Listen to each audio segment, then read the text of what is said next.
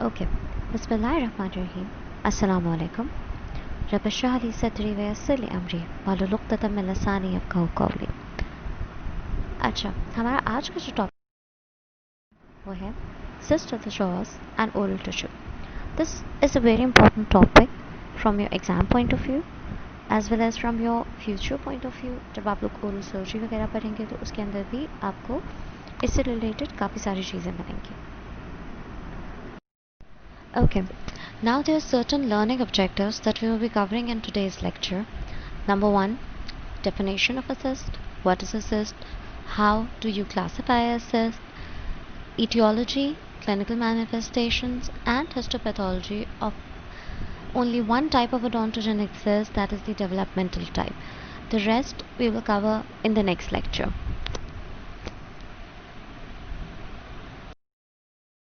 Okay, we will be starting with our first learning objective. What is a cyst? A cyst is a pathological cavity having fluid or semi-fluid content which has not been created by the accumulation of pus. This is the major difference between a cyst and any other inflammatory lesion. Inflammatory swelling जो कि हुई, for example कोई granuloma हो गया, for example कोई आपके पास कोई और एब्सेस हो गया, उसके अंदर usually we find an accumulation of pus which is the result of inflammation. Cyst inflammation की वजह से नहीं बनता.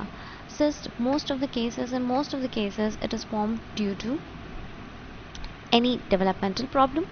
किसी टिश्यू का रेमिनेंट रह जाता है, उसकी वजह से cyst भी डेवलप हो जाता है, या there are certain other reasons, but mostly it is derived from the developmental tissues. The fluid that is found in the cyst is not inflammatory. That is another difference. उसके अंदर proteinaceous content ज़्यादा होता है, या तो cell debris होगा जो कि उसी सिस्ट की कैविटी या एपिथेलियल लाइनिंग का बना होगा, लेकिन वो जो आपका फ्लूइड होगा it won't be inflammatory in nature. Why do we study cyst? Because the cysts of the jaws are the most common.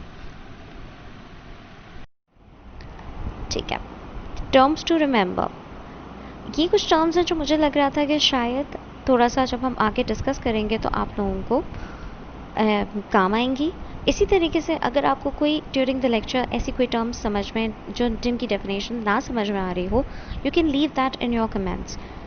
Next lecture में I add in these terms ताकि मैं आप लोगों को वो भी विद डेफिनेशंस एक्सप्लेन कर दूँ, ताकि आप लोगों को समझ में आ जाए कि अगर हम फॉर एग्जांपल लफ्ज़ यूनिलॉक्यूलर यूज़ कर रहे हैं तो उसका क्या मतलब है, मल्टीलॉक्यूलर यूज़ कर रहे हैं उसका क्या मतलब है, पैलिसेटेड यूज़ कर रहे हैं तो उसका क्या मतलब है. So we can break down our lecture into a glossary और terms to remember in the next class. और जो कुछ भी हो, जो भी आपको चाहिए हो, you can leave that in your comments. So आज मैंने सिर्फ 2 टर्म सेलेक्ट करी जो कि मुझे लग रहा था कि शायद डिफ़िकल्ट हो. एक हो गई unilocular. They might not even be difficult for you, लेकिन आई थॉट कि they might be. Okay, this arrow points to a radiolucency जो कि एक सिंगल कैविटी बता रही है विदाउट एनी सेप्टा. ठीक है, सेप्टा का क्या मतलब है वो मल्टीलॉक्यूलर से पता चलेगा हमें. Now look at this picture. इसके अंदर आपको 3 रेडियोलुसेंसीज नज़र आ रही हैं. You can C 1 2 3. सेप्टा क्या है कि इस रेडियोलुसेंसी के अंदर 3 डिविजन्स बने हुए हैं. एक कंप्लीटली डिवाइड कर रहा है, दूसरा पार्शली डिवाइड कर रहा है. तो ये क्या हुई, सेप्टा या लॉक्यूल्स बन गए. तो जिसके अंदर कोई इस तरह के डिविजन्स नहीं है उसको हमने यूनिलॉक्यूलर का नाम दे दिया, और जिसके अंदर इस तरह के डिविजन्स नज़र आ रहे हैं वो हमने मल्टीलॉक्यूलर का नाम दे दिया. ओके, अच्छा, हम अब पढ़ेंगे क्लासिफिकेशन ऑफ सिस्ट. मैंने ये जो क्लासिफिकेशन बनाई है ये सोम्स से बनाई है, क्योंकि मुझे लगता है कि सोम्स के अंदर जो क्लासिफिकेशन दी हुई है वो कंपैरेटिवली ईजियर है as compare to other books. दूसरी बुक्स में आपको थोड़े बहुत और कंफ्यूजिंग फीचर्स मिलेंगे. मैं कोशिश ये करूँगी कि इस लेक्चर में सारे कंफ्यूजिंग फीचर्स को क्लियर कर दूँ, लेकिन फिर भी अगर कुछ रह जाए तो you can leave them in the comments. सबसे पहले आ गई 2 major classifications. Number 1 epithelial cyst, number 2 non epithelized primary bone cyst. Epithelial cyst is further classified into 2 types. Number 1 odontogenic, number 2 non odontogenic cyst. अब odontogenic cyst की बात करें तो वो भी दो में डिवीजन हो रहा है उसका। एक हो गया डेवलपमेंटल, जो ड्यूरिंग डेवलपमेंटल प्रोसेस में हो रहा है। अच्छा, ओडोंटोजेनिक हमें नाम से अंदाज़ा हो रहा है कि it is derive from the tooth forming structures, जो दांत स्ट्रक्चर्स दांत बना रहे होंगे ये उससे डिराइव हुआ होगा या उसका कुछ पार्ट होगा। तो it could be either developmental or it could be inflammatory. Similarly पहले हम थोड़ी सी इंफ्लेमेटरी की क्लासिफिकेशन देख लेते हैं क्योंकि ये थोड़ी सी बेसिक है और छोटी है। Radicular cyst, number 2 paradental cyst. Radicular cyst is further classified into three types. Number 1 apical, number 2 lateral, number 3 residual. ये जो तीनों divisions हैं ये based on its position है। Now let's talk about the developmental cyst. ये ज़्यादा important होते हैं और इनकी classification आपको ज़्यादा types ज़्यादा different जगहों पे different मिलेंगे। So let's start.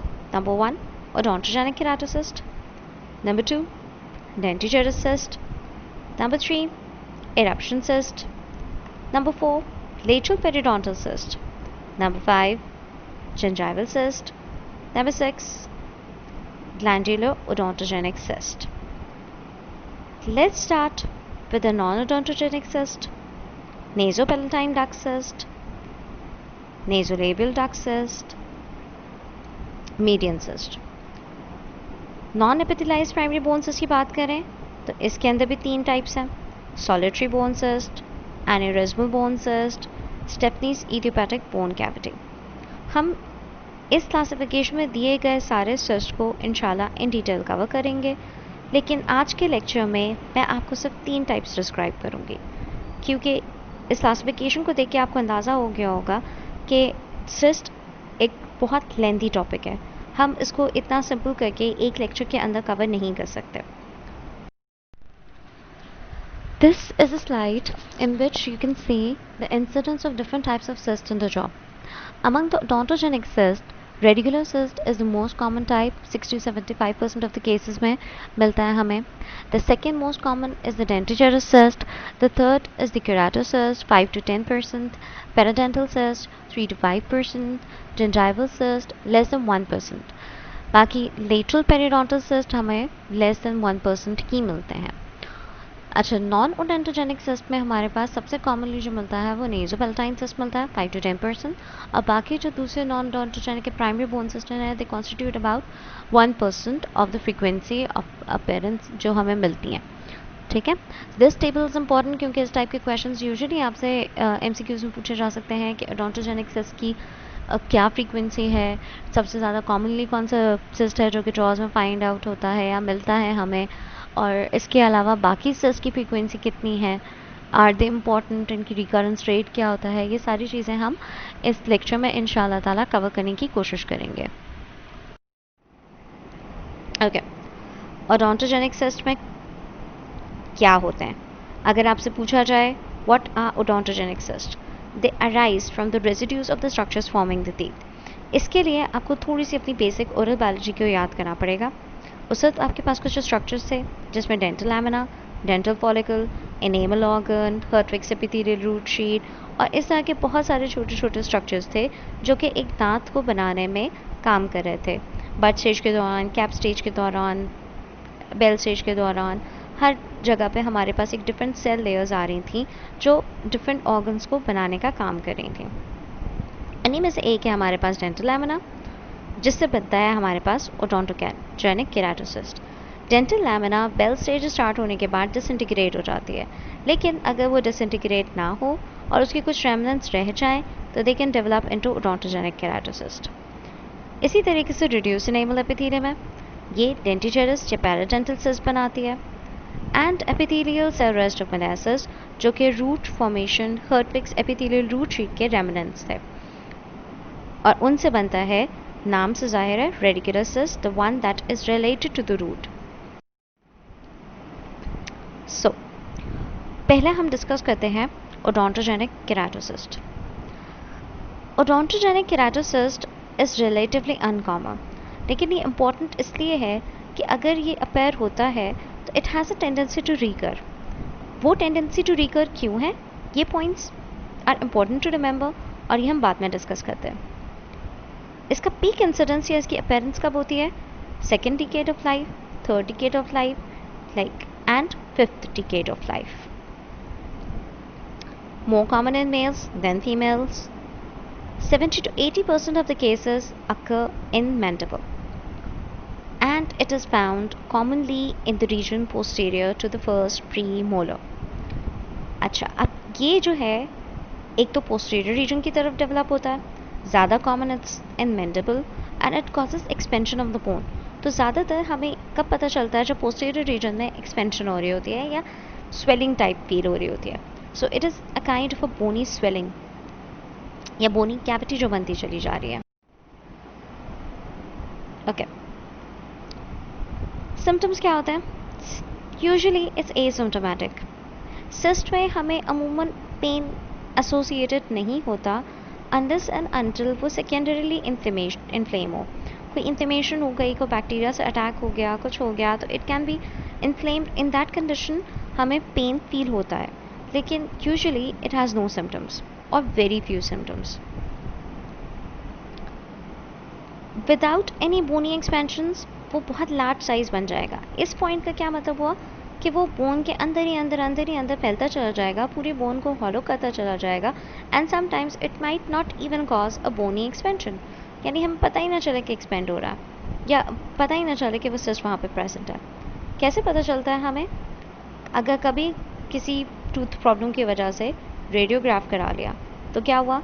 रेडियोग्राफ में या तो यूनिलॉक्यूलर अपीयरेंस होगी या मल्टीलॉक्यूलर अपीयरेंस होगी. ठीक है, अब ये यूनिलॉक्यूलर अपीयरेंस और मल्टीलॉक्यूलर अपीयरेंस क्या होती है ये मैंने आपको प्रीवियसली एक्सप्लेन कर दी थी. तो अब आगे जाकर जहाँ कहीं भी ये टर्म्स आएंगी तो I guess it will be easier for you to comprehend कि हम यूनिलॉक्यूलर से क्या मतलब है हमारा और मल्टीलॉक्यूलर से क्या मतलब है हमारा. So it can be easily confused with the dentigerous cyst. इसका क्या मतलब हुआ कि whenever we are diagnosing odontogenic keratocyst, इसकी डिफरेंशियल डायग्नोसिस में हमें डेंटिजरस सिस्ट भी डालना होगा. इनके फीचर्स में क्या डिफरेंस है ये भी हमें पता होना चाहिए. A complete difference in the features of all the cyst, ये हम जब पूरा चैप्टर हम ओडोंटोजेनिक सिस्ट का पूरा टॉपिक कवर कर लेंगे तो हम इनके डिफरेंसेस को आइडेंटिफाई करेंगे. So that would be in the end इंशाल्लाह. Okay, another important point is that odontogenic keratocyst may be associated with nevoid basal cell carcinoma. It is important, very important, कि sometimes odontogenic keratocyst ही इस basal cell carcinoma को indicate कर रहे होते हैं, वरना usually वो डायग्नोज नहीं हुआ होता या कोई दूसरे फीचर्स होते हैं उसके जो हमें बाद में पता चलते हैं, लेकिन it can be a diagnostic feature of nevoid basal cell carcinoma. Histopathology. अच्छा, whenever we use the term histopathology, इससे क्या मतलब हुआ कि टिश्यू के अंदर जो पैथोलॉजिकल चेंजेस आ रही हैं हमें उनको डिस्क्राइब करना है. So you are not going to confuse them with the radiographic features. ठीक, अगर रेडियोग्राफिक फीचर्स की बात की जाए तो आप यही चीज़ें लिखेंगे कि वो ट्रांसलूसेंट पैर होता है, यूनिलॉक्यूलर है, मल्टीलॉक्यूलर है. लेकिन हिस्टोपैथोलॉजी की जहाँ बात होगी तो वहाँ पर आपने ये बताना है कि उसकी सेलुलर लाइनिंग्स, उसके सेल स्ट्रक्चर्स कैसे हैं. So let's talk about them. सबसे पहले आ जाती है सिस्ट की wall. Cyst is a hollow cavity. ठीक है, तो जाहिर सी बात है उसकी एक वॉल भी होगी. तो उसकी वॉल कैसी होती है? यूजुअली थिन होती है, फोल्डेड होती है और it's lined by regular continuous layer of stratified squamous epithelium. So you should remember these points कि सिस्ट की वॉल थिन है, ठीक है, फोल्डेड है, फोल्ड्स प्रोड्यूस हो रहे होते हैं, लाइंड बाय रेगुलर, यानी कौन से टाइप ऑफ एपिथेलियम पाया जाता है वहाँ पे? Stratified squamous epithelium. नंबर 2, अब कितनी थिन है? इसकी जो एपिथेलियल लेयर है वो 5 to 10 सेल लेयर्स तक जाती है. यानी कितनी लेयर्स होती हैं? 5 to 10 सेल लेयर्स होती हैं. बेसल सेल लेयर जो होती है वो वेल डिफाइंड होती है, वेरी प्रोमिनेंट होती है. It can be a palisaded columnar or a cuboidal layer.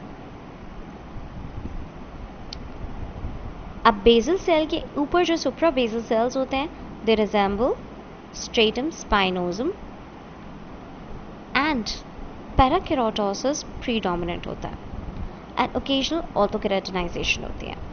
अच्छा, now another important feature is कि जब हम इसकी एपिथेलियल सेल लेयर की बात कर रहे होते हैं तो ये जो फीचर्स हैं हम उस ओडोंटोजेनिक केराटोसिस की पढ़ रहे हैं जिसके अंदर पैराकेराटोसिस प्रीडोमिनेंट है। कुछ ऐसे भी ओडोंटोजेनिक केराटोसिस्ट होते हैं जिसमें ऑर्थोकेराटिनाइजेशन प्रीडोमिनेंट होता है। They are different from parakeratinized odontogenic keratocyst. How कि उनकी रिकरेंस रेट थोड़ा सा कम होता है और उनके कुछ फीचर्स थोड़े बहुत डिफ्रेंशिएट करते हैं फ्रॉम दिस पैराकेराटिनाइज्ड। बाकी वैसे आप अपेयरेंस में देखेंगे तो आपको पता नहीं चलेगा, लेकिन जब आप हिस्टोलॉजिकल कट सेक्शन लेंगे या बायोप्सी सैंपल लेंगे तो आपको पता चलेगा कि ये पैराकेराटिनाइज है या ऑर्थोकेराटिनाइज है, और आप ट्रीटमेंट प्लानिंग उसकी उसी हिसाब से कर रहे होते हैं। Now, the basal cell layer has a very high mitotic activity and this thing is important to remember. क्यों? ये हमें आगे जाके पता चलेगा। So, this is a simple picture. ये आपको सेल वॉल नज़र आ रही होगी। Cell wall was 6 to 10 layers थिक, ये मैंने आपको बताया था। अच्छा, पैराकेराटिनाइज्ड और ऑर्थोकेराटिनाइज्ड न्यूक्लियस कैसे अपेयर होता है वो भी आपको थोड़ा बहुत याद ही होगा अपनी एनाटमी से। So in this picture you can appreciate कि ये जो आपकी जिसकी वॉल है how much thick it is. Stratified squamous है, ये आपको फोल्ड्स अपेयर होते हुए नज़र आ रहे हैं। जो सारे फीचर्स हमने पीछे पढ़े थे वो सारे हमें यहाँ पर नज़र आ रहे हैं। Now histopathology to be continued. अब सिस्ट के बाहर एक फाइब्रस कैप्सूल भी होती है, ठीक है। The fibrous capsule of the cyst is thin, generally free from inflammatory cell infiltration, यानी इसकी फाइब्रस कैप्सूल में भी कोई इन्फ्लेमेटरी सेल्फ इन्फिल्ट्रेशन नहीं होती। अच्छा, उसके अंदर जो सेल्स आपके पास प्रेजेंट होते हैं वो यूजुअली रिजेंबल कर रहे होते हैं to the dental lamina. Now अब ये इम्पॉर्टेंट पॉइंट क्यों है कि ये जो थोड़े बहुत छोटे छोटे small group of epithelial cells present होते हैं ये इंडिपेंडेंट सिस्ट बना सकते हैं, जिनको हम सैटेलाइट सिस्ट या डॉटर सिस्ट का नाम दे देते हैं। ये स्मॉल होते हैं, माइक्रोस्कोपिक इन साइज होते हैं, और जब तक हम बायोप्सी नहीं करते तब तक ये हमें रेडियोलुसेंसी पे या उस पर नज़र नहीं आ रहे होते। These satellite cysts are one of the major cause of its recurrence. अगर हमने सिस्ट पूरा रिमूव कर दिया फिर भी डेंटल लैमिना का कोई रेमिनेंट रह गया तो क्या होगा कि वो वापस से रीग्रो कर जाएगा और अगेन एक दूसरा सिस्ट बना लेगा।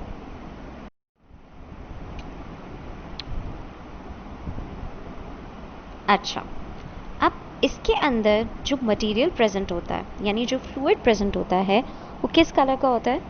थिक होता है, ग्रे वाइट कलर का होता है, चीज़ी कंसिस्टेंसी का होता है। चीज़ी कंसिस्टेंसी का क्या मतलब है? पिज्ज़ा के ऊपर मेल्टेड चीज़ देखिए ना, it would be like that.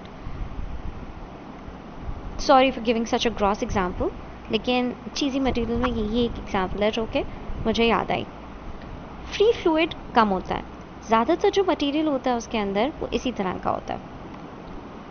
अच्छा, जब हम उस फ्लूइड को एक्सुडेट करते हैं तो उसका जो प्रोटीन लेवल होता है वो लो होता है एंड लेस देन 4 ग्राम पर डीएल, और उसके अंदर ज़्यादातर हमें एल्ब्यूमिन पाया जाता है। अब इसका ग्रोथ पैटर्न क्या है? Active epithelial growth. याद है मैंने पीछे पढ़ाया था कि इसकी जो बेसल सेल लेयर है उसके अंदर बहुत हाई माइटोटिक एक्टिविटी है, तो obviously it will result into an active epithelial growth. जो ग्रोथ होती है मल्टी सेंट्रिक होती है, यानी डिफरेंट रीजन्स में अलग अलग तरीके से होती है, जिसकी वजह से उसके अंदर फोल्ड्स प्रोड्यूस हो रहे होते हैं। कैप्सूल भी एक्टिव ग्रोथ होती है, एक्टिवली ग्रो करेगा, एक्टिवली फैलेगा। फिर क्या होगा? जब इसके अंदर ग्रोथ होगी ये साइज़ में बढ़ता चला जाएगा तो नेबरिंग जितनी भी बोन है उसको रिजॉर्व करता चला जाएगा। जब उसको रिजॉर्व करेगा तो उसने सर्टन फैक्टर्स को रिलीज़ करना है जो कि उसको एंटीरियर टू पोस्टीरियर डायरेक्शन में रिजॉर्व करते चले जाएंगे। अच्छा जी, अब तक हमने पढ़ा ओडोंटोजेनिक केराटोसिस की हिस्टोपैथोलॉजी, उसके क्लिनिकल अपीयरेंस या क्लिनिकल फीचर्स, उसकी रेडियोग्राफिक अपीयरेंस। अब हम थोड़ा बहुत डिस्कस कर लेते हैं न्यूबॉइड बेसल सेल कार्सिनोमा के बारे में। इसके बारे में बात करना क्यों ज़रूरी है? क्योंकि इसकी एक अडेप्टेशन या मैनिफेस्टेशन जो है वो ओडोंटोजेनिक केराटोसिस में होती है। इसकी etiology क्या है? It has a autosomal inheritance pattern, यानी अगर किसी एक भी पेरेंट को निवॉइड बेसल सेल कार्सिनोमा की प्रॉब्लम रही है तो ऑब्वियसली वो बच्चों में आएगी। किस जीन में म्यूटेशंस होती हैं? PTCH जीन में। अब इसके क्लिनिकल फीचर्स में सबसे इम्पोर्टेंट फीचर तो आ गया मल्टीपल ओडोंटोजेनिक केराटोसिस्ट। ठीक, उसके बाद आ गए हमारे पास मल्टीपल बेसल सेल कार्सिनोमास। फिर आ गए स्केलेटल अनोमलीज। अब स्केलेटल अनोमलीज कौन कौन सी हो जाती हैं? वो उसके अंदर आ जाता है bifid ribs, kyphoscoliosis, vertebral and metacarpal एबनॉर्मैलिटीज। कुछ केसेस में mandibular prognathism has also been noted. Calcified fox cerebri के अंदर calcifications appear हो जाती हैं, ठीक है।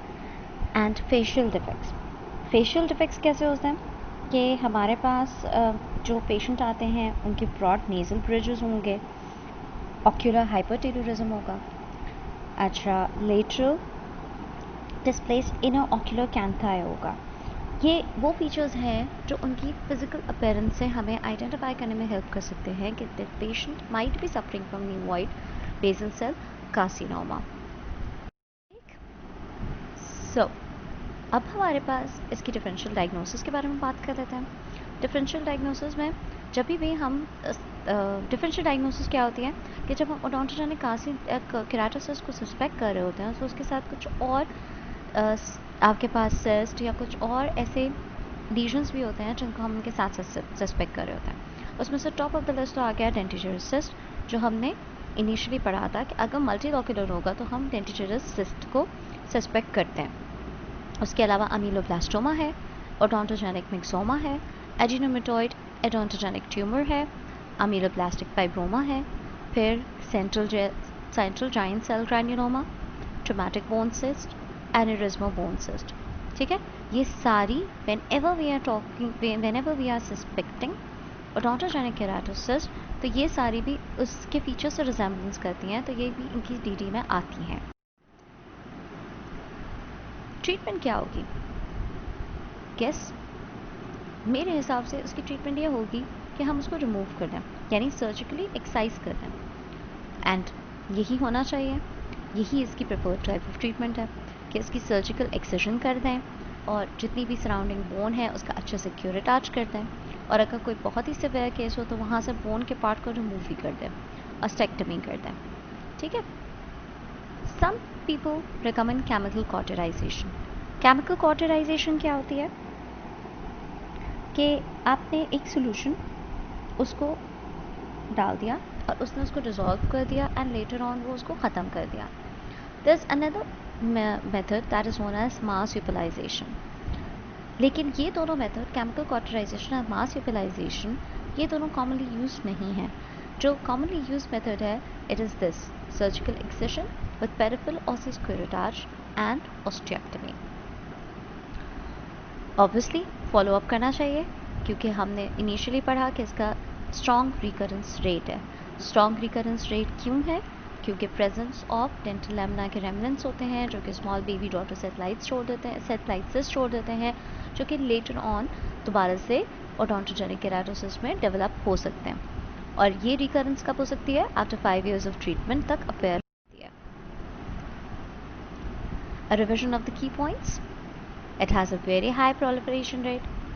क्यों? क्योंकि एक्टिव बेसल सेल लेयर थी, हाई रिकरेंस रेट है, it's usually associated with nevoid basal cell carcinoma, solitary हो सकता है, मल्टीपल हो सकता है, and obviously it is associated with syndromes and major syndrome is nevoid basal cell carcinoma. Clinical features क्या हो गए? एपिथेलियम थिन होती है, 6 to 10 सेल लेयर्स हो गए, रेफ्रेक्टाइल पैराकेरोटिक लाइनिंग होती है, एपिथेलियल बडिंग हो रही होती है and daughter solitary cyst present होता है, एंड अगर इन्फ्लेमेशन हो जाए तो इसके जो कैरेक्टरिस्टिक माइक्रोस्कोपिक फीचर्स हैं जो हमने पीछे पढ़े थे वो खत्म। ओके जी, अब यहाँ पर हमारा ओडोंटोजेनिक केराटोसिस्ट एंड हो गया। We are moving to another type of the cyst and that is dentigerous cyst. Dentigerous cyst is the second most common cyst found in the oral cavity. किस तरह की appearance होती है इसकी? It encloses part or all of the crown of an uninterrupted tooth. Dentigerous cyst is usually associated with the teeth that are not erupted या delayed eruption होती है. तो ये किस तरह का पेयर होता है कि ये टूथ के क्राउन को या तो पूरा कवर कर रहा होगा या टूथ के क्राउन के एक पार्ट को कवर कर रहा होगा. क्लिनिकली इसकी डेफिनेशन अगर हम पढ़ते हैं तो ये एक अमीलोसेमेंटल जंक्शन यानी ये बेसिकली अमीलोसेमेंटल जंक्शन या सीमेंटो इनेमल जंक्शन से अटैच्ड होता है. जहाँ पर सीमेंटो इनेमल जंक्शन स्टार्ट हो रहे होते हैं ये उस जगह से अटैच होकर ऊपर एक बबल की तरह क्राउन के ऊपर चला जाता है. When you will see the picture तो आपको ये कॉन्सेप्ट अच्छे से क्लियर होगा. अच्छा, dentigerous cyst usually reduce enamel epithelium से एसोसिएटेड होता है. क्लिनिकल फीचर्स कैसे होते हैं इसके? एक तो it has high prevalence in adolescents and young adults up to 5th decade of life. जब एडोलसेंट्स के अंदर या यंग बच्चों के अंदर नए दांत इरप्ट हो रहे होते हैं तो उस वक्त इसकी जो वो है प्रेजेंस या अपेरेंस हो सकती है, मैनिफेस्टेशन हो सकती है. अगेन ये भी ज़्यादा कॉमन मेल्स में है. Again this is also more common in mandible. अब इसकी अकरेंस कहाँ पर होती है? सबसे ज़्यादा हो गई mandibular third molar, followed by maxillary permanent canine, maxillary third molar and mandibular peel molars. अच्छा, थर्ड मोलर्स में तो इसलिए ज़्यादा होगी इसकी प्रेवलेंस क्योंकि ये लोग देर से इरप्ट हो रहे होते हैं. They are the last teeth to erupt. Permanent canine usually delayed eruption से इसलिए एसोसिएट होता है कि इसके जो टाइमिंग्स ऑफ इरप्शन हैं they are different. Again if you remember your first year eruption timings, तो maxillary permanent canine maxillary premolars के बाद जाकर इरप्ट हो रहा होता है. तो यूजुअली डिलेड इरप्शन में इसके काफ़ी हद तक हाथ होता है और मतलब delayed eruption it's one of this features कि उसके टाइमिंग्स इतने अलग हैं तो इसके अंदर एक डिलेड इरप्शन की टेंडेंसी ज़्यादा होती है. तो ऑब्वियसली डेंटिजेरस सिस्ट भी इससे एसोसिएट हो सकता है. And lastly mandibular premolars. Sometimes या uncommonly it's also found with supernumerary teeth and odontomes. Okay, it's not detected until it produces sufficient jaw expansion.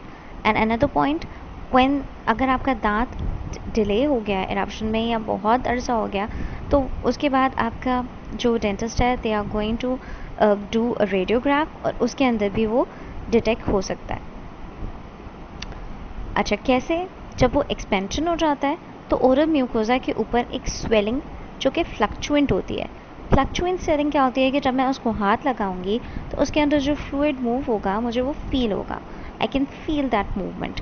इसकी एग्जांपल इस तरीके से कि अगर मैं एक बलून के अंदर पानी भरूं और उसको मैं प्रेस करूं तो वो पानी की मूवमेंट मुझे इधर से उधर जाती हुई फील होगी.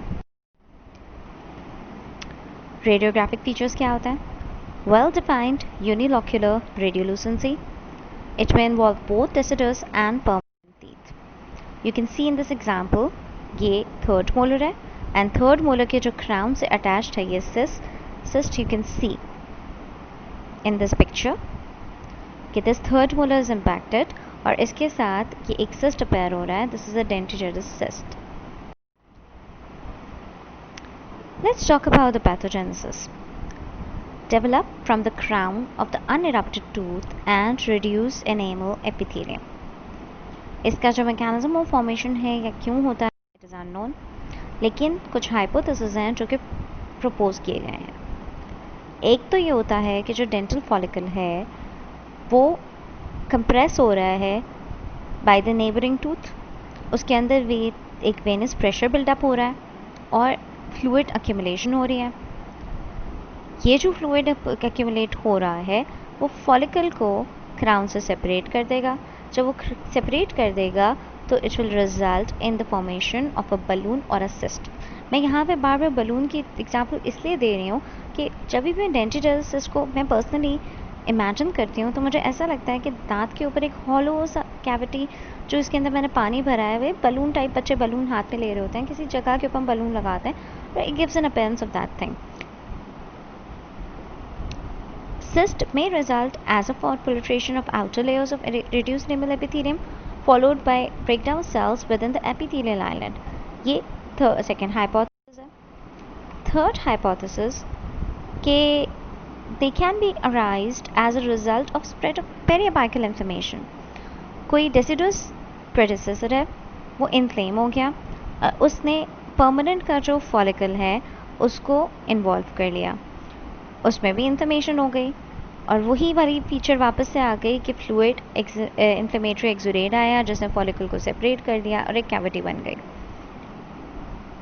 These cysts are inflammatory in nature, most commonly involve premolar teeth, more common in maxilla, they are more common in mandibular maxilla. Macroscopic features की अगर हम बात करें, the cyst is attached to amelocemental junction or cemento-enamel junction.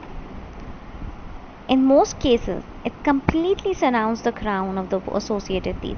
यानी वो पूरा आपका जो दांत है उसके क्राउन को कवर किया हुआ होगा. Less frequently ये laterally होगा. अभी जो हमने पीछे रेडियोग्राफ देखा था उसमें you could appreciate कि वो laterally appear हो रहा था क्योंकि वो इम्पैक्शन कुछ उसकी इस तरीके से हुई थी कि जो पार्ट उसका अंदर था that was covered by the cyst. Okay. अब इस पिक्चर में आप लोग अप्रिशिएट कर सकते हैं. This is the cemento-enamel junction. ये सिस्ट यहाँ से स्टार्ट होके ये पूरा का पूरा इसको कवर करा हुआ है. So this is a perfect example of a dentigerous cyst जो कि पूरे क्राउन को कवर किया हुआ होगा. Again this is a histological picture. ये आपका cut section of the tooth है और इसके ऊपर आप देख सकते हैं कि ये आपका डेंटिजरस सिस्ट अपेयर हो रहा है. Okay, now we will be talking about the histopathology of dentigerous cyst. Why is it important to know the histopathology? ताकि हम इसको differentiate कर सकें from other type of cyst. Other type of cyst में इसकी differential diagnosis में क्या आ रहा था हमारे पास? Odontogenic keratocyst. ठीक है. अब odontogenic keratocyst की histopathology और इसकी histopathology में there is a bit of difference. The odontogenic keratocyst की जो lining थी वो स्ट्रैटिफाइड स्क्वामस एपिथेलियम की थी, लेकिन उसके अंदर केराटिनाइज्ड स्ट्रैटिफाइड स्क्वामस एपिथेलियम थी. Lining of the cyst in the cases of dentigerous cyst is thin, regular, 2 to 5 cells thick. Thickness को बहुत कम हो गई. क्यों? क्योंकि ये नॉन केराटिनाइज्ड है. वो केराटिनाइज्ड थी तो it was going up to 5 to 10 cell layer thick. ठीक है. Non keratinized stratified squamous flattened low cuboidal epithelium. तो ओडोंटोजेनिक केराटोसिस्ट के जो सेल्स थे वो पैलिसेडेटेड कॉलमनर एंड और क्यूबॉइडल थे, if you remember that. Similarly, the epithelium of the dentigerous cyst resembles reduced enamel epithelium. इसके अंदर हमें म्यूकस सेल्स की प्रेजेंस भी मिलती है. इसकी nature is different than odontogenic keratocyst. Odontogenic keratocyst के अंदर डेवलपमेंटल टेंडेंसी नहीं है to develop into any kind of carcinoma या फिर any kind of tumour. However dentigerous cyst के अंदर म्यूकस सेल्स प्रेजेंट होते हैं जिसकी वजह से it can be converted into a variant जो कि कार्सिनोजेनिक हो सकता है, जो कि ट्यूमरोजेनिक हो सकता है. ठीक है. You can also appreciate the presence of cholesterol clefts and islands of odontogenic epithelium. Cyst की जो fluid होता है, it is proteinaceous in nature, yellowish color का होता है, contains the cholesterol cyst. Protein content इसके अंदर तकरीबन 5 to 7 gram per dl find होता है. Now, this is a picture जिसके अंदर you can well appreciate the epithelial lining. थोड़े से अनक्लियर है लेकिन आप एपिथेलियल लाइनिंग की थिकनेस देख सकते हैं.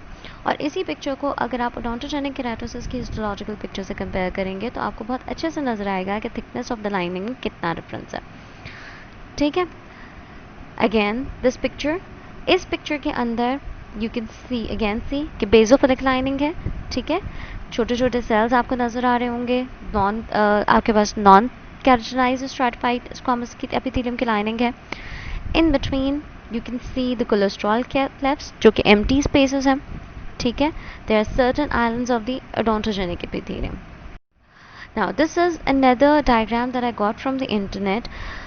ये मुझे बहुत अच्छी लगी थी इसलिए added in क्योंकि इसके अंदर कुछ बहुत clear picture मुझे नज़र आ रही थी of the lining and of the other cells. बहुत अच्छी लेबलिंग के साथ इसको एक्सप्लेन किया हुआ था। You can see this is the cystic lumen, जिसके अंदर हमारे पास फ्लूइड प्रेजेंट होगा। फ्लूइड कौन सा प्रेजेंट होगा, उसकी नेचर हमने पढ़ ली, प्रोटीनेशियस नेचर होगा, कोलेस्ट्रॉल सिस्ट के अंदर प्रेजेंट होंगे, येलोइश इन अपीयरेंस होगा। ठीक है, फ्लूइड हम किस तरीके से निकालते हैं, use a technique known as एपिनेसी। ठीक है, अच्छा अब लाइनिंग एपिथेलियम, इसका this is the lining epithelium, जो कि आप देख सकते हैं तकरीबन 3 सेल लेयर थिक नजर आ रहा है इसमें, और कुछ जगहों पे ये 4 सेल लेयर थिक भी देख सकते हैं, आप लोग अप्रिशिएट कर सकते हैं। And this lining resembles the reduced enamel epithelium. For that again you need to have a look at your oral biology books और ओरल बायोलॉजी एटलसेस, जिसके अंदर थोड़ा बहुत आप रिड्यूस एनामल एपिथेलियम से उसको लिंक कर सकें। और if you want in the next lecture I can like give show you the pictures कि वो किस तरीके से रिजेंबल करते हैं। Odontogenic epithelial islands, they are very clear in this picture. You can appreciate them. These are the cholesterol clefts, the empty clefts. ठीक है, this is the connective tissue capsule.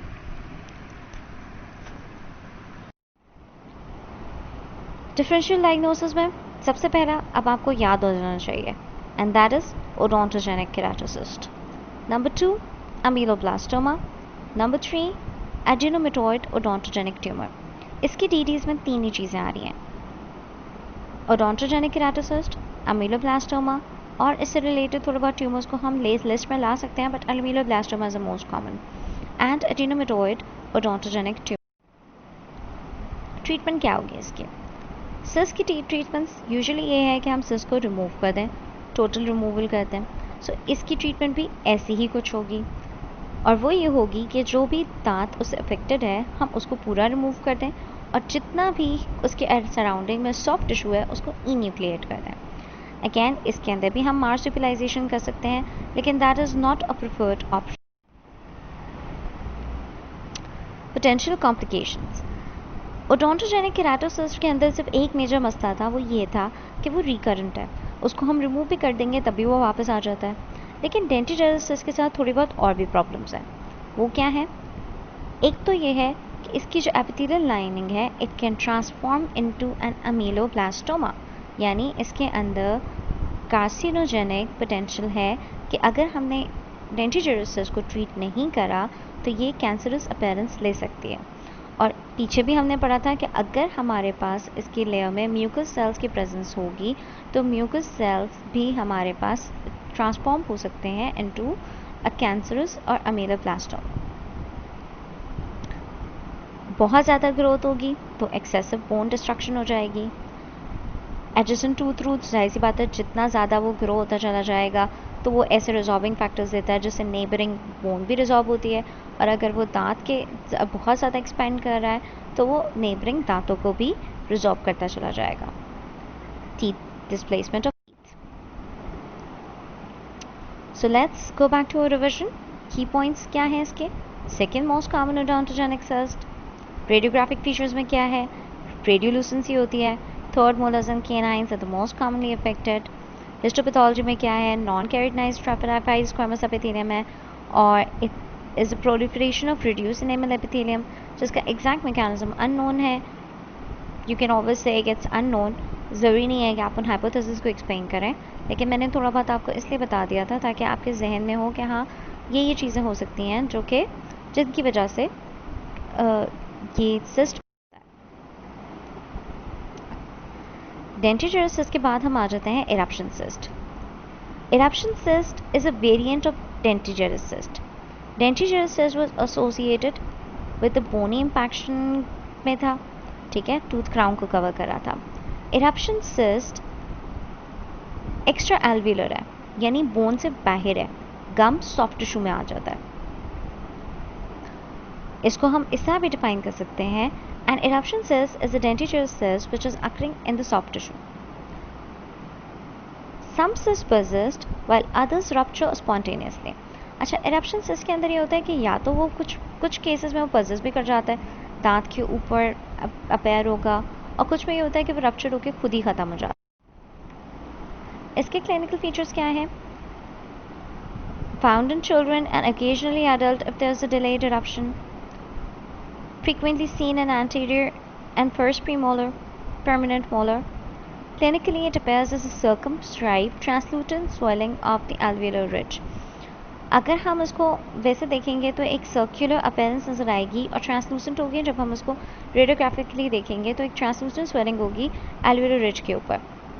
अगर इसके अंदर ब्लड एक्सुडेट हो जाए या ये इन्फ्लेम हो जाए तो ये आपके पास डीप पर्पल बन जाती है या डीप ब्लूइश अपेयर हो रही होती है, और उस वक्त हम उसको बोलते हैं हीमाटोमा। रेडियोग्राफिक फीचर्स क्या हो गए? Soft tissue shadow as no bone is involved. Okay, radiohistological feature covered by keratinized squamous epithelium of the overlying gingiva. gingiva की जो epithelium होती है वो keratinized होती है, stratified होती है, तो वो उसी से कवर हो जाता है। अच्छा, अब gingiva से ये कैसे सेपरेट होता है?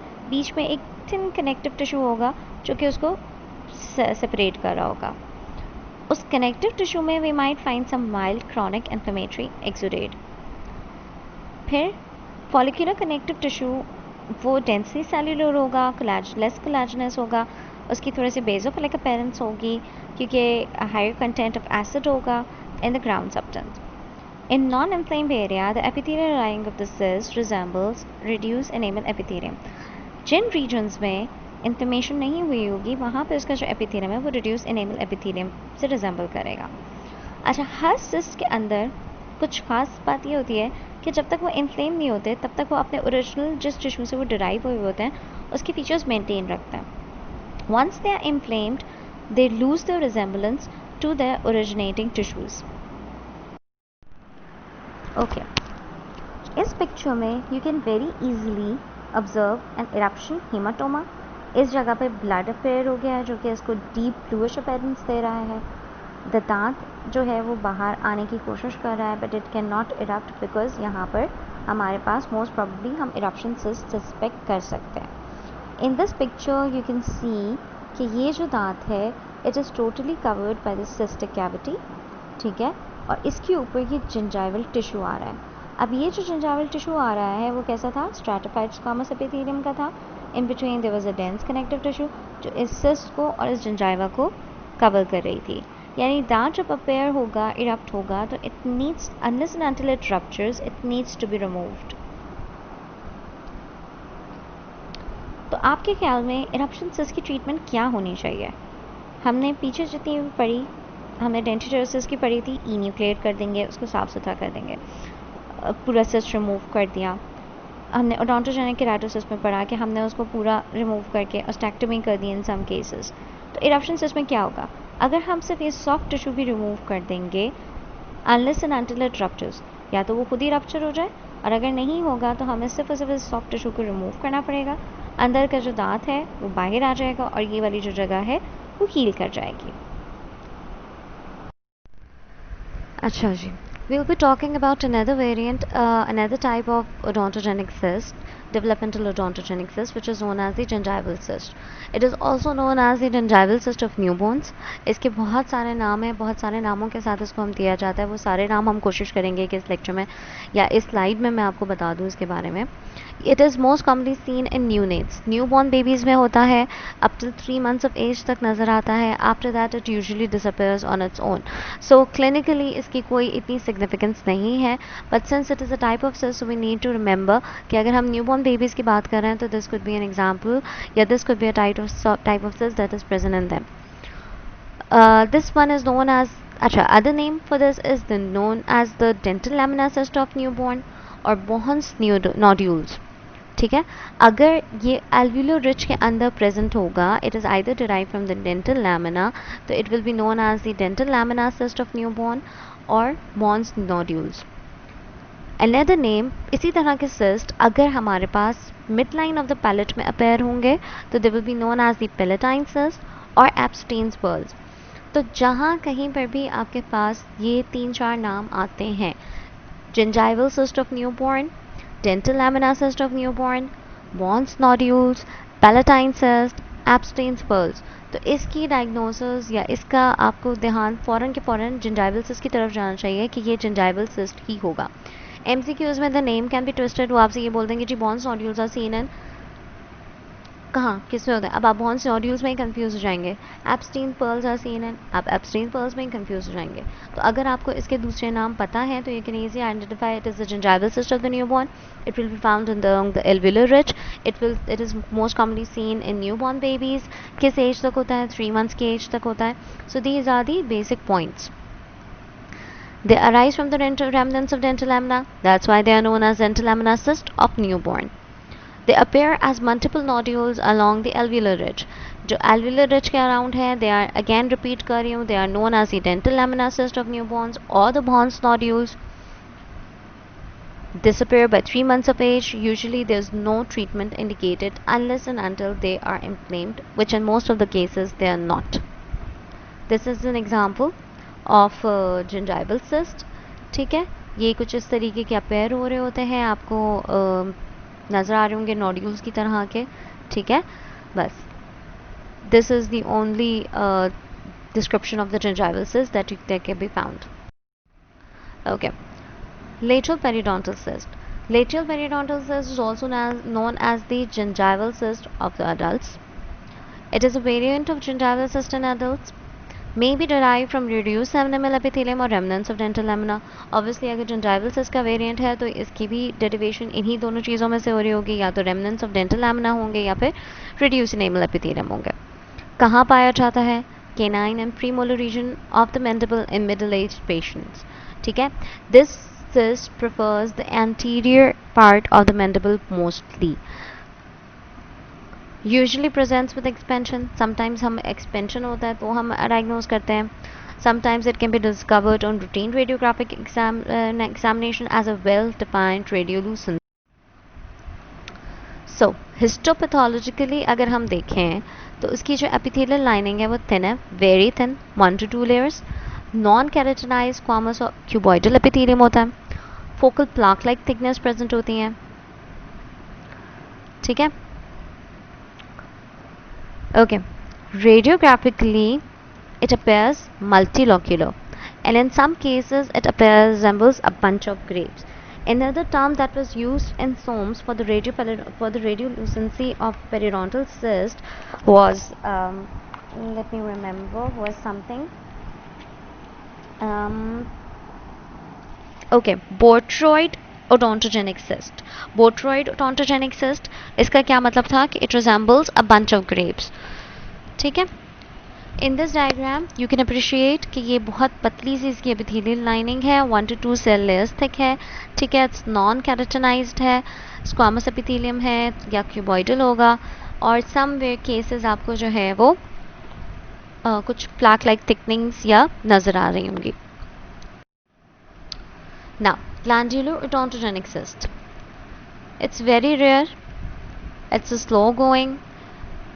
ज़्यादातर जो cyst है उनकी frequency हमें mandible में ही मिल रही होती है. And in this case, again, 80% of cases are found in mandible. It's painless, non-symptomatic है, unless and until हम radiograph करें या कुछ expansion हो या कोई और problem हो तो हमें पता चलता है, या it develops into any kind of tumor.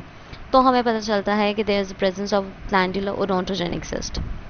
अच्छा, रेडियोलूसेंसी, इसकी एक रेडियोलूसेंसी में ये बहुत इंपॉर्टेंट चीज़ है. whenever it appears it is unilocular or multilocular radiolucency with well defined sclerotic margins. यानी इसकी margins को आप बहुत easily identify कर सकते हैं. glandular odontogenic cyst की बात कर रही हूँ रेडियोग्राफ में. ठीक है, अगर aggressive lesion होगा, यानी कि ये कुछ हमारे पास अग्रेसिव लीजन से हमारे पास क्या मुराद होती है, that can easily convert into tumorigenic और कार्सिनोजेनिक. तो उसका जो पेरिफेरल बॉर्डर होगा will be ill defined. However if it's not carcinogenic तो इसका जो या अगर ये कम एग्रेसिव होगा तो ये जो है हमारे पास वेल डिफाइंड स्क्लेरोटिक मार्जिन से आएगा. अग्रेसिव का मतलब ये होगा इट कैन स्प्रेड इजीली. ठीक है, वो जल्दी जल्दी आसपास की बोन को और चीज़ों को डैमेज करेगा and it's going to spread to other places. ठीक है, लोकली इन्वेजिव जिस जगह पे होता है वहाँ पर इन्वेजिव काम कर रहा होता है, यानी बोन रिजॉर्प्शन और टूथ रिजॉर्प्शन कॉज कर रहा होता है. It has a tendency to recur. So therefore this tumour is important, या this cyst is important to be remove. ठीक है। हिस्टोलॉजिकली इसकी जो एपिथेलियल लाइनिंग होती है it is present with varying thickness. Superficial layer होगी कोलामनर और cuboidal sales की, यानी जो पीछे हमने पढ़ा था कि कुछ में पता था कि थिन लेयर्स हैं, कुछ में जो पता था हमने कि थिक लेयर्स हैं। इसकी जो एपिथेलियल लाइनिंग होती है it has thickness, varying thickness in different parts. Superficial layer और कोलामनर और cuboidal cells, occasionally we can see mucus cells, और कुछ क्रिप्स प्रेजेंट होते हैं along the thickness of the epithelium. Crypts क्या होते हैं? स्पेसेस, एम्प्टी स्पेसेस होंगे। And in some cases we can also find distinctly glandular structure, यानी presence of some kind of mucus cell. अच्छा, इसके अंदर हम इसको समटाइम्स हम स्लाइवरी ग्लैंड ट्यूमर्स से भी कंफ्यूज कर देते हैं because of its histological nature. resembles low grade mucoepidermoid carcinoma, सो इसकी डीडी में हमारे पास mucoepidermoid carcinoma भी आ सकता है।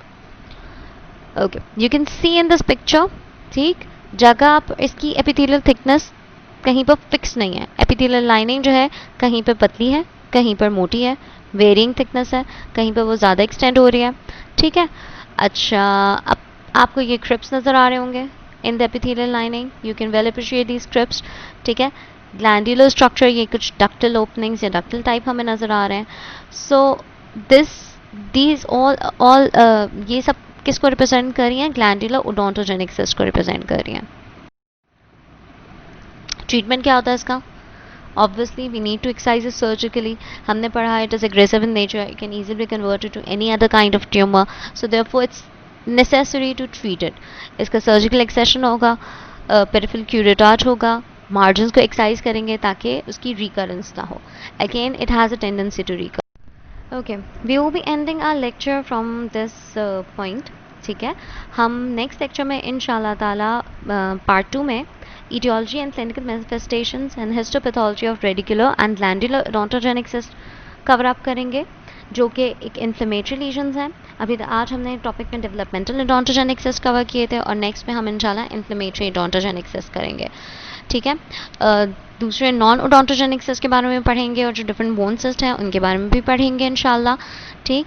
अ recall of the part 1 topics, जो टॉपिक्स हमने आज के लेक्चर में कवर करे हैं उनका एक कंपैरिजन होगा with the other type of cyst. Especially special comparison या special emphasis will be given to histological comparison of inflammatory cyst and developmental cyst. How are you going to differentiate between them? How are you going to identify the different type of cyst inshallah? And part 3 is another important topic. part 3 में अभी आपको बता रही हूँ, उसके अंदर इंशाल्लाह ताला हम स्पॉट्स को डिस्कस करेंगे। जो आपको हिस्टोलॉजिकल पिक्चर्स दी जाती हैं हम उनको किस तरीके से आइडेंटिफाई कर सकते हैं, उनको किस तरीके से डिफरेंशिएट कर सकते हैं, उसको हम डिस्कस करेंगे। So we will be covering cyst in 3 parts, ठीक है। क्योंकि ये एक बहुत लेंथी टॉपिक है, हम एक ही पार्ट में नहीं कवर कर सकते, तो आज के टॉपिक में हम जितना कवर कर पाए हैं मैंने वो आज आपके साथ कवर किया है इंशाल्लाह। एंड नेक्स्ट में इंशाल्लाह ये बाकी सारी चीज़ें हम कवर करेंगे।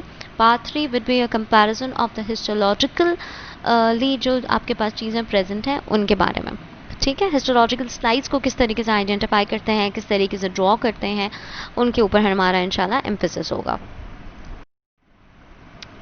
To be continued, so don't go away and please come back for the part 2 of the lecture. Okay, I'll be ending my lecture with this ayat, وَلَسَوْفَ يُؤْتِيكَ رَبُّكَ فَتَرْضَى, and your Lord is going to give you and you will be satisfied. Why did I choose this ayat? क्योंकि आजकल का जो scenario चल रहा है everyone is so disappointed कि पता नहीं क्या होगा, especially the dental students I think, क्योंकि dentistry इस point पे totally रुकी हुई है, तो everyone is like on the verge of breaking up. पता नहीं फाइनल ईयर के students third year final year में ज़्यादा एनजाइटी होगी कि हमारे फ्यूचर से रिलेटेड क्या होगा, कैसे होगा। जो बड़े बड़े डेंटिस्ट हैं उनके क्लिनिक्स बंद हैं, बड़ी बड़ी OPDs बंद हैं। तो दिस आयत is going to give you hope इंशाल्लाह कि हमारे अल्लाह ताला ने हमें अकेला नहीं छोड़ा है। इंशाल्लाह ताला हमें इतना देगा कि we will be satisfied in future, so there is no need to worry, इंशाल्लाह थिंग्स विल बी फाइन। जज़ाकल्लाह खैरन एंड अल्लाह हाफ़िज़।